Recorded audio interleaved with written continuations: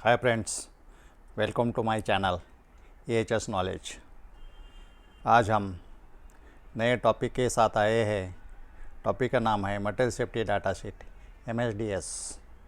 MSDS क्या है, MSDS का रिक्वायरमेंट क्या रहता है, MSDS कहाँ यूज़ होता है, इसके बारे में हम आज डिटेल में जानेंगे। अगर आपने चैनल को सब्सक्राइब नहीं किया तो प्लीज़ सब्सक्राइब करना ना भूलें। तो चलो हम वीडियो को शुरू करते हैं। What is MSDS? MSDS stands for Material Safety Data Sheet. It is a comprehensive document that provides detailed information about potential hazards and safety precautions related to specific chemicals or substance. MSDS are typically prepared by the manufacturer or supplier of the chemical and intended to inform users and handlers about the safe use, storage, handling and disposal of the substance. The information contained in MSDS help to ensure that individuals working with the chemical can do so safely, minimizing risk to health and environment. So friends, MSDS एक ऐसा document है which is very informative and it is required as per the legal requirements. So ये बड़ा documents रहता है। इसमें total 16 sections रहते हैं। तो हम 16 सेक्शंस डिटेल में जानेंगे और स्पेशली फॉर हजार्डस गुड्स और हजार्डस केमिकल्स, अगर उसको स्टोरेज करना है, हैंडलिंग करना है या उसको डिस्पोज करना है तो कैसे करेंगे, तो उसको बारे में ये डिटेल जानकारी दिया है। MSDS इज़ उसको SDS भी कहा जाता है, जैसे यहाँ दिखाया है। MSDS is also called as SDS। तो टोटल सेक्शंस 16 है। तो 16 सेक्शंस का हम वन बाय वन करके जानकारी लेंगे।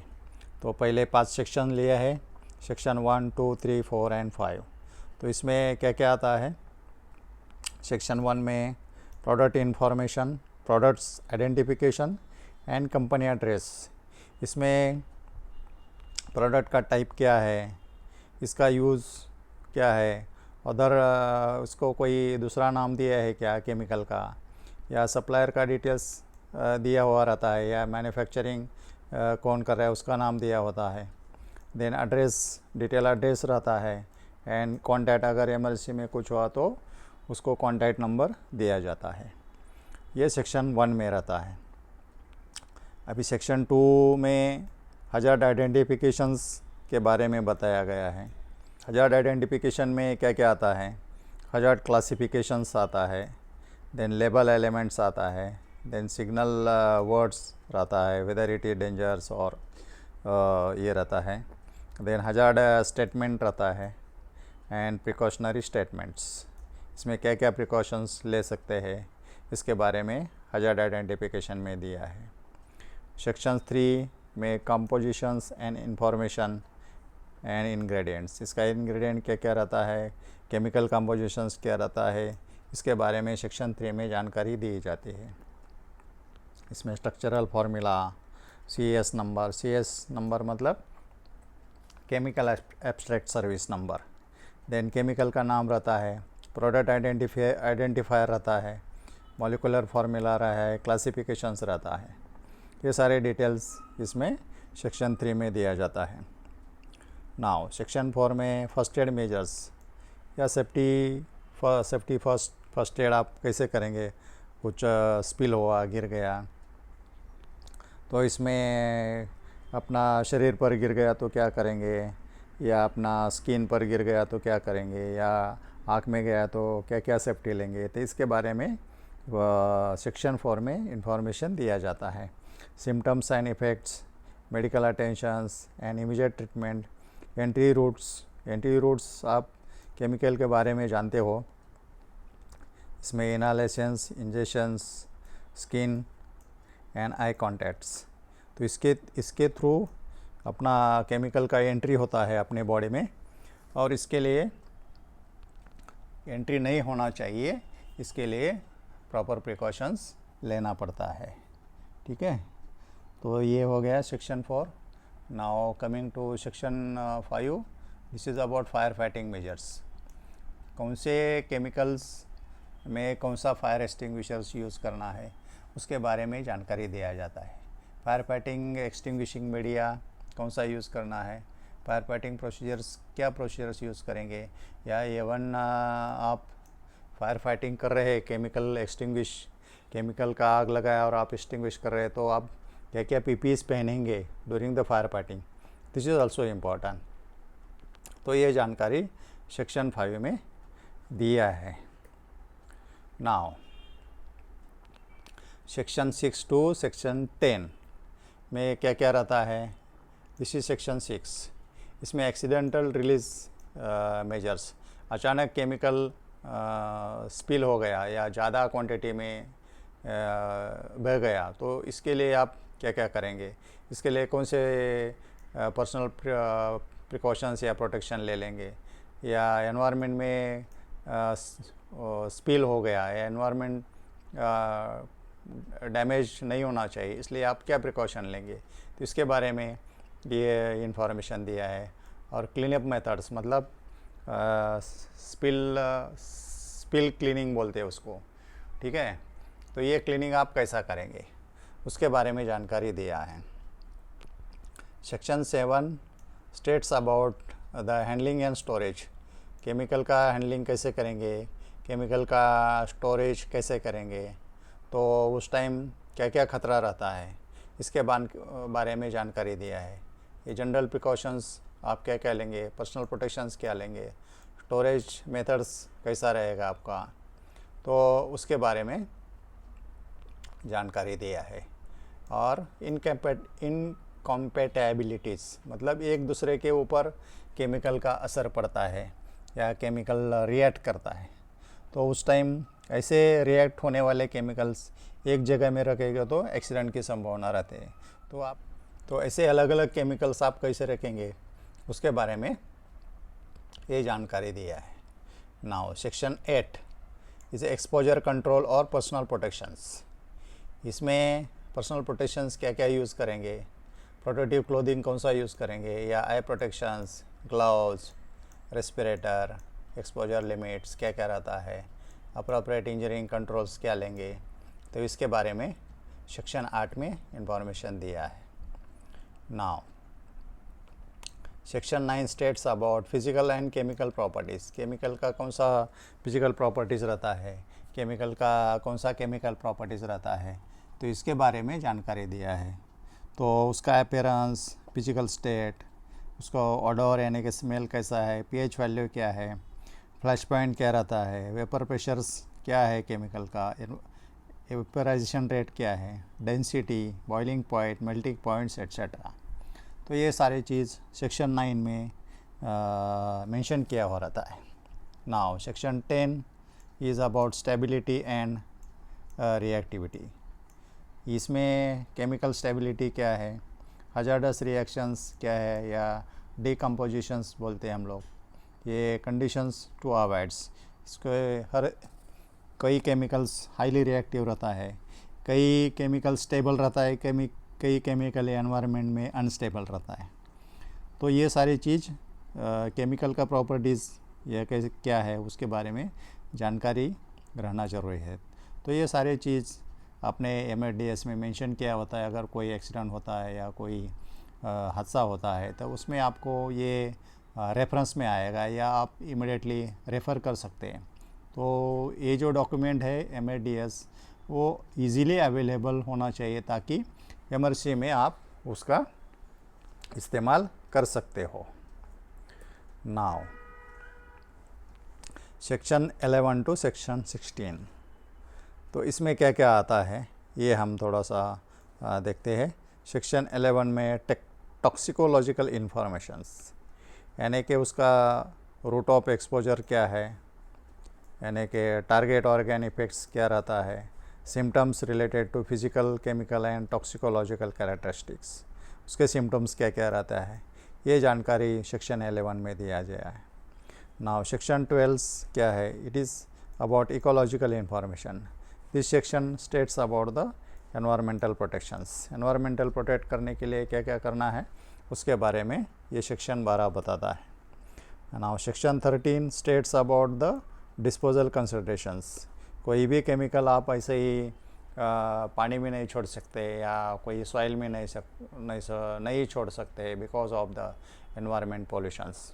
तो उसका प्रॉपर डिस्पोजल्स कैसा करेंगे, वे कहाँ डिस्पोज करेंगे, या उसका डिस्पोज करने के लिए लीगल रिक्वायरमेंट्स क्या क्या रहता है, या लोकल अथॉरिटी या रिक्वायरमेंट्स उसका रिक्वायरमेंट क्या है, ये सारी चीज़ देखना पड़ता है और उसके बाद उसको न्यूट्रलाइज करके बाद में डिस्पोज करना पड़ता है. Now section 14 states about transport information. यानी कि आप कोई भी केमिकल या बल्क केमिकल ट्रांसपोर्ट करना है तो उसको आप कैसे ट्रांसपोर्ट करेंगे, उसके लिए क्या क्या प्रोसीजर्स या उसके लिए क्या क्या लेबलिंग रखेंगे आप. आपने लास्ट वीडियो में देखा है, हमने एमआरसी पैनल के बारे में हमने काफ़ी इन्फॉर्मेशन दिया था. आप वो वीडियो देख सकते हैं. तो उसमें यूएन नंबर रहता है, हजार्ड क्लासिफिकेशन रहता है, केमिकल का नाम रहता है, देन वार्निंग स्टेटमेंट रहता है, देन हैशकैम कोड्स दिया हुआ रहता है. This comes in all in the MRC panel. तो ये पैनल्स अपना वाइल कैरिंग द केमिकल्स अपने टैंकर के ऊपर बोथ साइड्स और बैक साइड में डिस्प्ले करना पड़ता है. So this is about transport. Now section 15 states about the regulatory information, यानी कि legal requirements बोलते हैं हम लोग. So इसमें क्या है, risk, phrases category, national legislation codes, then legal requirements क्या क्या रहता है, एंड लेबलिंग, उसका प्रॉपर लेबलिंग क्या क्या है, ये अपना रेगुलेटरी इन्फॉर्मेशन में दिया हुआ रहता है. And last one is the other informations. इसके अलावा ये ऊपर जो 15 सेक्शंस दिए हैं उसके अलावा कुछ इन्फॉर्मेशंस मेंशन करना है तो आप अपना सेक्शंस वाला में डाल सकते हैं. उसमें जैसे कि रेफरेंस क्या लिया है, क्या सजेशंस है, या टेक्निकल कॉन्टेक्ट्स क्या क्या रहता है, उसका रिविजन्स किया है. सो एमएडीएस का जो रिवीजन लेना पड़ता है और रिवाइज या अपडेटेड एमएडीएस वो हर जगह में रखना पड़ता है.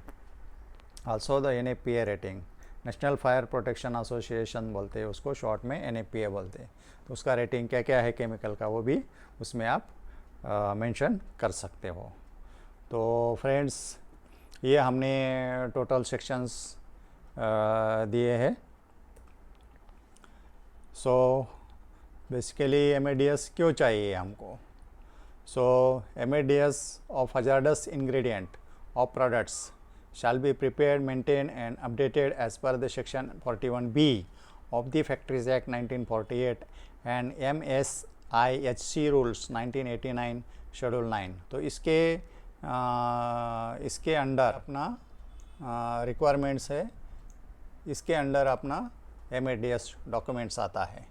सो कौन सा है legal requirement? Section 41B of the factories act 1948 and MSIHC rules 1989, यानी कि manufacture, storage, import and hazardous chemical rules. तो इसके बारे में आता है. दूसरा है अपना MADS shall be obtain compulsory from the supplier और manufacturer of the chemicals along with the chemical consignments. अगर आप केमिकल परचेस कर रहे हो तो उसको सप्लायर या जो मैन्युफैक्चरर है उसकी ज़िम्मेदारी रहता है कि वो कंसाइनमेंट के साथ देना चाहिए उसने, और जो बायर है या जो परचेसिंग कर रहा है उन्होंने भी डिमांड करना चाहिए.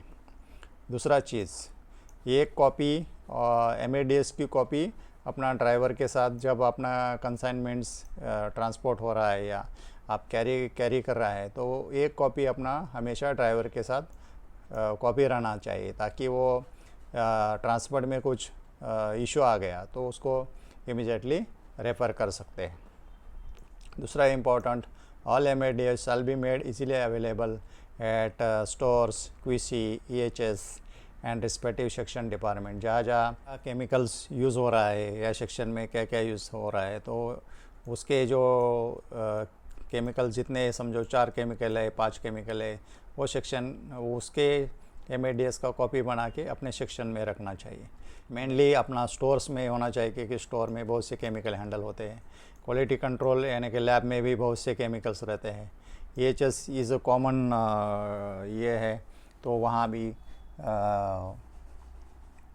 अपना MADS का कॉपी होना चाहिए। MADS document shall be made available during environment and safety audit. जब ऑडिट होता है या एनुअल ऑडिट रहता है AMS OSHA का, तो उस टाइम ये डॉक्यूमेंट्स लीगल डॉक्यूमेंट में आता है, तो वो डॉक्यूमेंट दिखाना ज़रूरी पड़ता है। सो फ्रेंड्स, दिस इज़ उसको राइट टू नो इन्फॉर्मेशन बोलते हैं। तो ये ऐसा नहीं कि आप फाइल में रखेंगे और इमरजेंसी में नहीं मिलेंगे तो दिक्कत आती है। तो it should be easily availables, and this document is open to all, any employees, any staff or any engineers can refer to these documents. So friends, अपने 16 सेक्शंस के बारे में जानकारी लिया है, तो हम एक एग्ज़ाम्पल लेंगे। जो रेप्यूटेड कंपनी है वो MADS कैसे बनाता है, उसमें क्या क्या सेक्शंस होते हैं और उसमें क्या इंक्लूड रहता है, वो सारे हम डिटेल में जानकारी लेंगे। सो फ्रेंड्स, ये अपने टाटा केमिकल्स लिमिटेड का एक सैम्पल कॉपी लिया है। जिस केमिकल का नाम है क्लोरीन। तो ये फॉर्मेट में कैसा मेंशन किया है या कैसा डिटेल दिया है कंपनी ने, तो उसके बारे में हम देख लेंगे। सो केमिकल का नाम क्लोरीन। ये फर्स्ट सेक्शन हमने बताया था। First section is about product identification and company address. तो ये कंपनी का एड्रेस दिया है, contact in case of emergency दिया है। केमिकल का नाम क्लोरीन है। Common name is also chlorine, ठीक है। तो ये अपना सेक्शन 1 में आया। केमिकल का नेम क्लोरीन, गैस और लिक्विड, दिस में भी in the form of gas और in the form of liquid. Section 2 में हजार्ड आइडेंटिफिकेशंस, जैसे हमने मेंशन किया है। हजार्ड क्लासिफिकेशन इसका क्या क्या है, इसके बारे में दिया है। एक्यूट्स, स्किन करोजन्स या आई डैमेज होता है, उसके बारे में मेंशन किया है, ठीक है। और लेबल एलिमेंट्स क्या है, उसको हजार्ड पिक्टोग्राम बोलते हैं। तो इसमें क्या क्या हजार्ड्स रहता है, जैसे ऑक्सीडाइजिंग है या अंडर कॉम्प्रेस गैस बोलते हैं, ये कोरोजिव में आता है। ये अपना हजार्ड्स में आता है, रिस्क डेंजर में आता है। और ये हेल्थ वार्निंग बोलते हैं हम लोग। And this is about the environment. तो ये पिक्टोग्राम में एलिमेंट्स, इसको लेबल एलिमेंट बोलते हैं।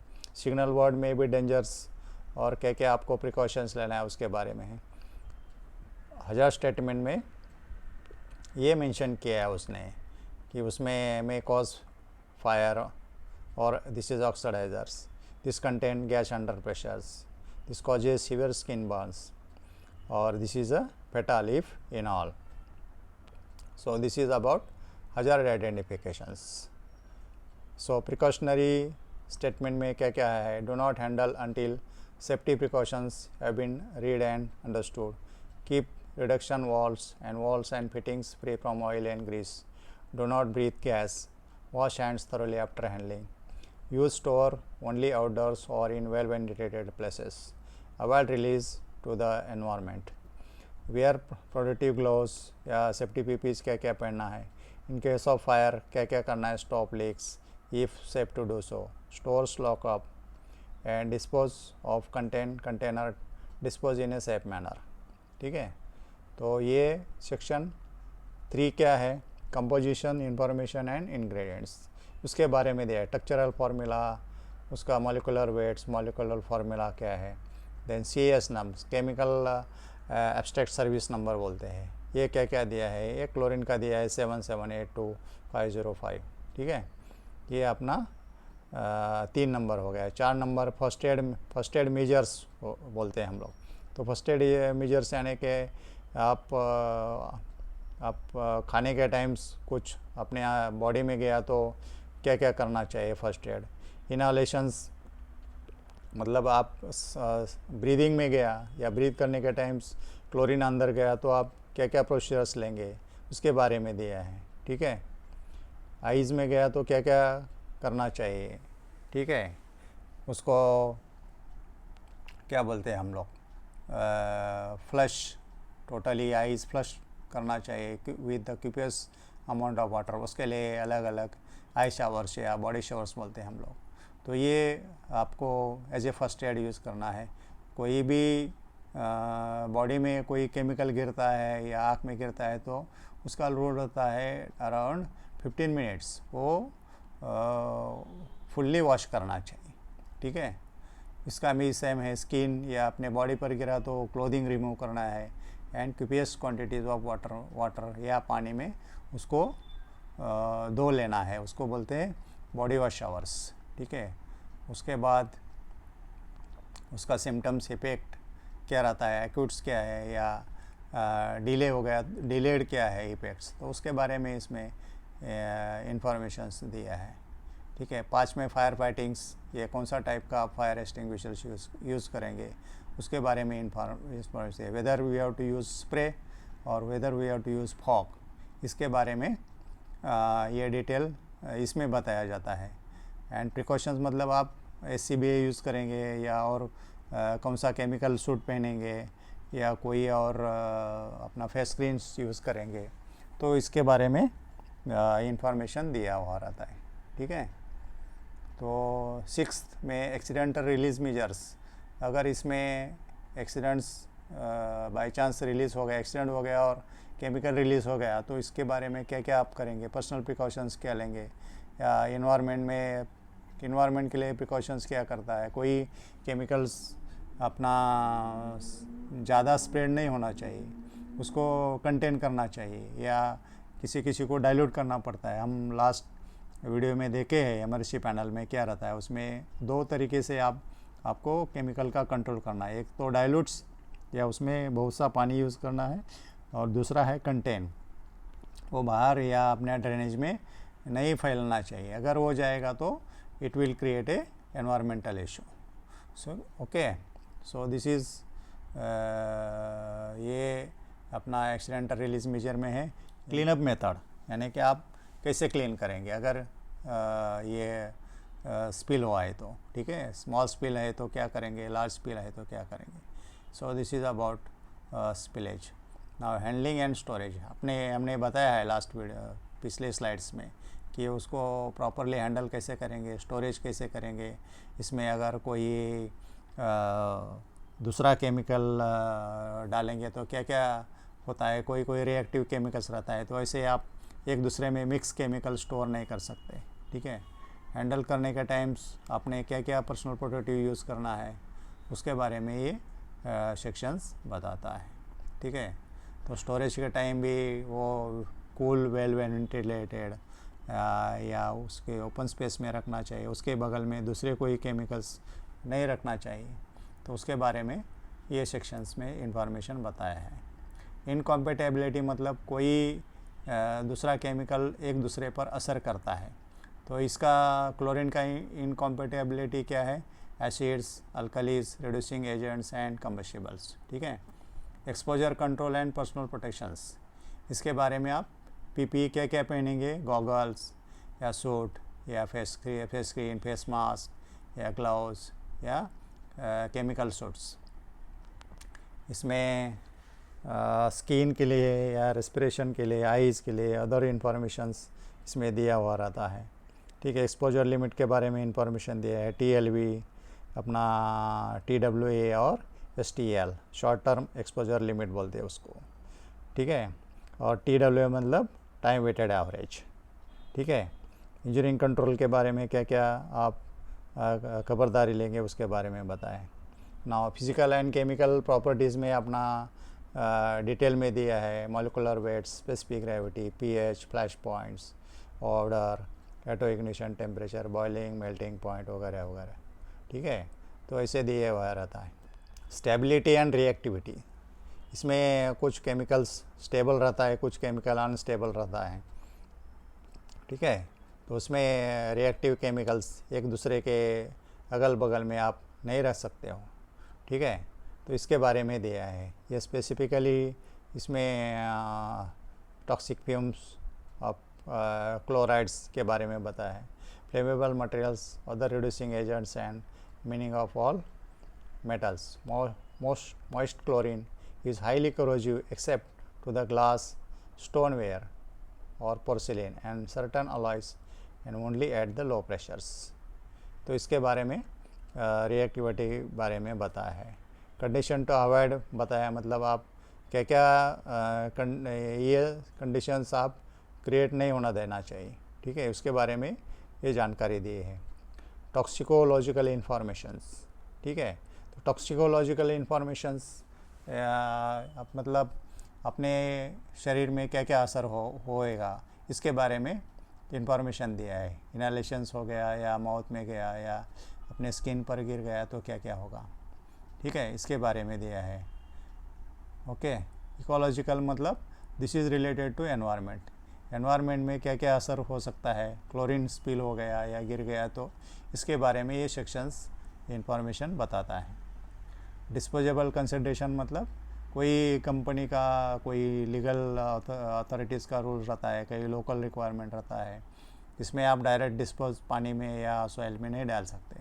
उसके बारे में अगर क्लोरीन का कुछ मटेरियल है तो आप कैसा उसको डिस्पोजल करना है उसके बारे में सेक्शन बताता है। ट्रांसपेरेंट इंफॉर्मेशन हम लास्ट स्लाइड में बताया था कि इसमें पूरा इंफॉर्मेशन पैनल बोलते हैं, इमर्सी इंफॉर्मेशन पैनल, तो उसको बारे में ये